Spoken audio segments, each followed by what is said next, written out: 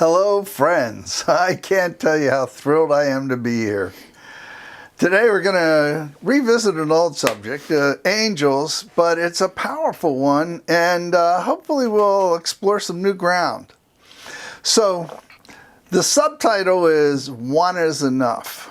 So let's start here and build a little foundation. Where did angels come from? Angels were created specifically for our reality, specifically for third density, so that we would have energies that we could turn to. Now, the energies are all out there and we can turn to them anytime, and angels are one of them. Now, the angels come from the 10th density, and the 10th dimension is the dimension of relativity. And it's the perfect place for them because their energies can adapt to the needs of anyone, anywhere, in any culture in our reality. In other words, it's relative. They come from an energy gestalt. So in this energy gestalt, where the energy of angels is, there's no hierarchy among them. There's no angel more powerful or better than any other angel. In fact, any angel has access to all the power of the angelic realm. Because this is the case. There's no need to have more than one angel in our lives, like specialty angels. Now, we can if we want, and especially useful if it helps us believe. But in truth, there's not a need to have a whole panoply of angels like me. I'm guilty. So when I first got involved with angels, I must have had 200 angels, a whole slew. And we had to start naming them what they were, like Parker for parking and Sunny for weather, and the list just goes on and on. Now, all angels have complete access to all the energy of this angelic realm, which in turn has access to all the energy of all that is. So there's no limit here to what the angel or angels can do for us. And do it however you feel comfortable. Now, I actually work with other people's angels as well. If they're close to me and I know their middle name, I'll always name their angel their middle name. In my case, it's Elmore. In my wife's case, it's Jean. Now, it's important to keep in mind that that angels arrive when we come to them. So they're actually created by us. So the angelic energy is there and it's infinite. And the angel that comes to us is the exact angel that we need. So the question is, what are we asking for? So even if we're calling on angels that others refer to like Archangel Michael or your guardian angel, that angel has the wherewithal to provide you with whatever help you need. Now, I'm in a habit now. As soon as I get in my car, I call on my angels for driving, Traveler and James, and they are constantly at my beck and call and constantly helping me every day in every way. And I also use the other angels that I mentioned. I use Sunny for weather. And we've had some remarkable miracles using these angels. Now, there's some powerful keys to using angels. And first and foremost is, what do you believe? What's your belief? Do you have a strong belief in angel? An angel is only as powerful as your belief. And second, it's only as powerful as your trust. So do you believe and do you trust? And next, of course, how are you using them? Are you placing limitations on them? Because angels have no limitations. There's nothing that's too mundane for the angelic power, the angelic presence. Say you're having trouble sleeping, or there's a dirty job that you're trying to deal with. The angel's perfect for that. If you've been sleeping on a cold floor, ask the angel to put down a soft mattress. If you have to clean the bathroom, ask the angel for help cleaning the bathroom. And of course, the angels can do much bigger things as well. If you want angels to be involved in, say, something going on in the world, say there's a conflict someplace, ask the angels to put their hands on everybody involved, to put their angelic presence. Now, we've been frequently called, Reba and I, to help with people that are going into surgery, for instance. And we invoke our angels to come into the room, the surgical room, and put their hand on everyone involved so their communication is perfect and they can all work to the highest good. Again, with quite remarkable results. So we're very pleased about how that works. The key is, angels don't have limitations. Their only limitations are the ones that we place on them. Now, next, how are you using angels? Are you using them in daily practices? For instance, I've been involved with angels for at least 20, 25 years, something like that. One of the best things I ever did was read a book called Hiring the Heavens by Jean Slater. She's a fantastic presence in the angelic realm, helping us understand them and how to work with them best.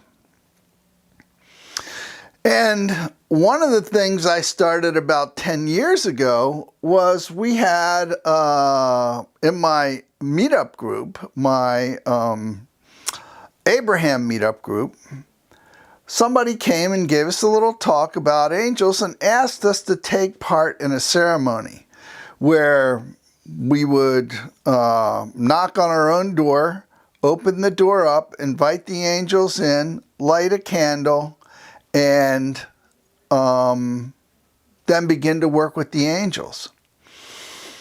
So Reba and I have been doing that for 10 years, I would say, maybe more, but about 10 years.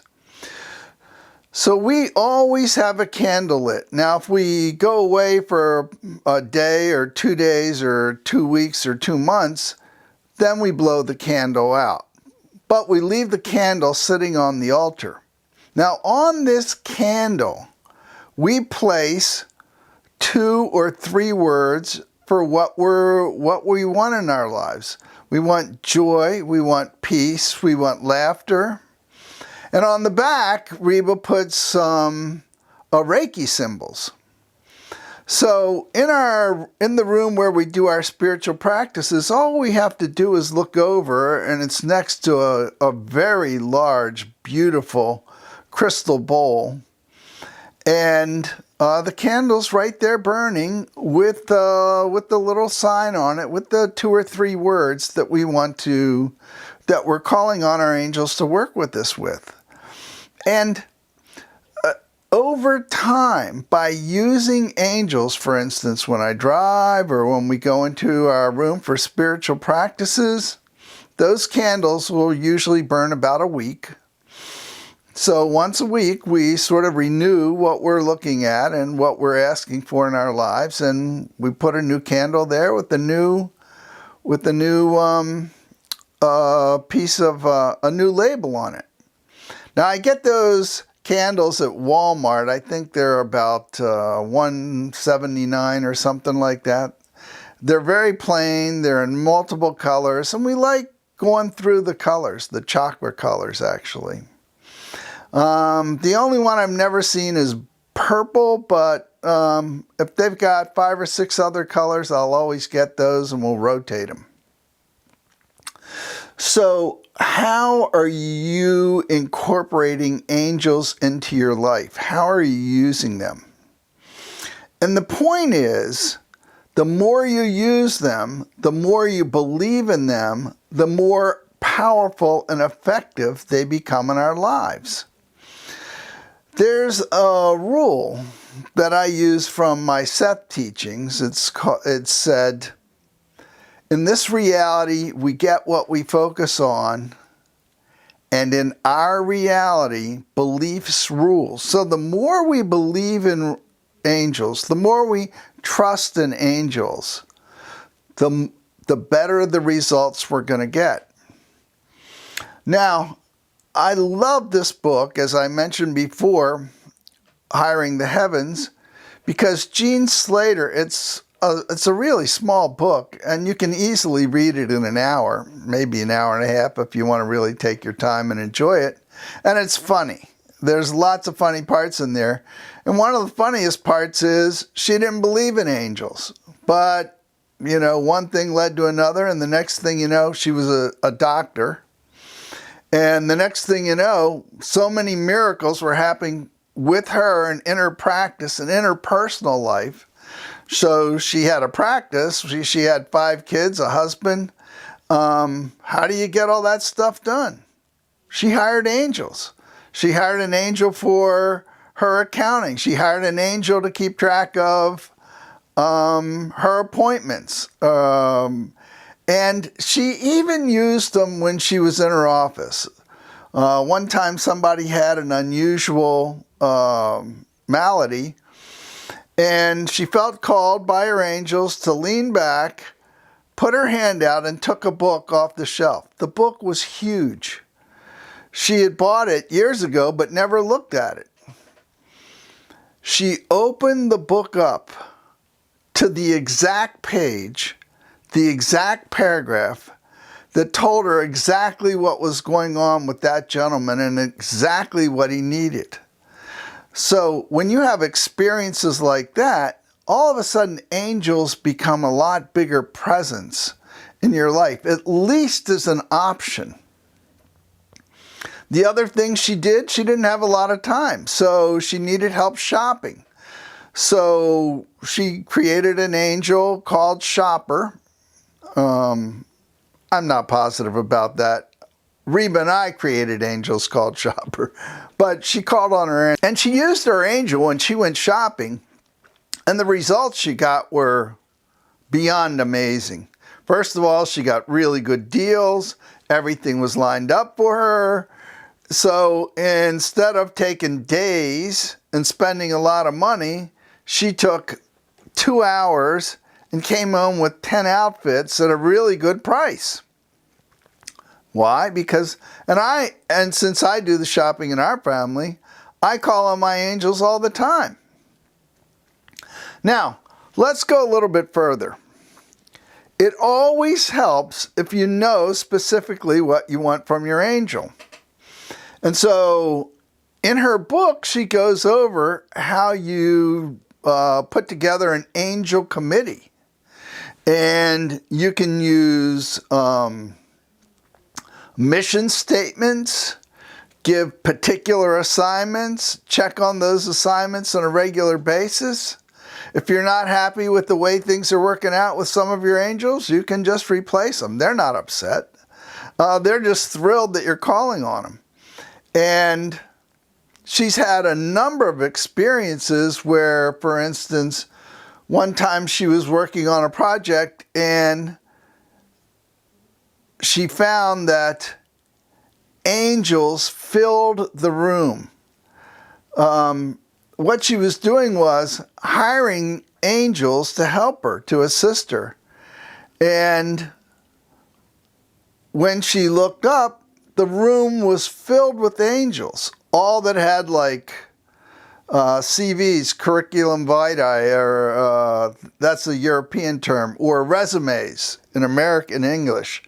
And they were all asking for the opportunities to work with her.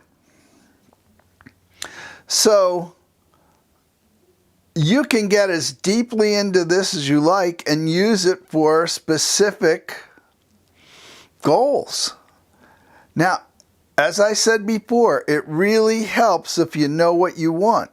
So If, for instance, if you put together a mission statement about what you want, you have to think about it. You have to go into detail. You have to think about what it means. Now, a little trick I've learned is when working with angels or when working with any energy that's non-physical, always add the little caveat, this or something better. Because let's not limit them. They may have a whole panoply of things out there that are going to suit our needs better than we're asking for, mainly because we don't know that there's something better out there. So when we set up our time to work with them, when we're asking for what we want, say this or something better. And I'm going to end with one small example. Reba and I were out visiting family in Seattle. We have grandchildren out there. It was wonderful. We were having a great time. And we set up to go to a tulip festival. Now, the day of the tulip festival arrived, and it was pouring rain. And we decided we were going to talk to Sunny, our weather angel, and take the hour drive north of Seattle to the tulip festival. And as we're driving along, we're going in and out of the rain, but the closer we get, the stronger the rain is getting. But we held steady. We held steady in our belief that our angel could deliver the results that we were asking for. We're asking for beauty, for joy, for fun. So we just we doubled down. We said, we know it's going to be good. We know that we're going to have a good time there. And we started creating a visualization where we saw all the tulips and the new designs that they put up every year. Man, we really had a good time with that. About 10 minutes away from the tulip festival, we drove out of the rain into the sunshine.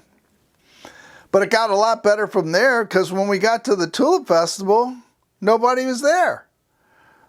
Everybody said, well, it's raining out. But it not only wasn't raining at the tulip festival, it had never rained at the tulip festival, at least recently. So we had the place to ourselves. It was dry. It was nice. We just had a glorious time looking at the tulips, taking pictures, finding a little place in the town where we could go to lunch. And then by the time we went home, the rain was gone. So the question is, how much do you believe? I think I'm going to recount one more example. So we have dear friends. They called us up with an emergency. Actually, it was the lady's husband.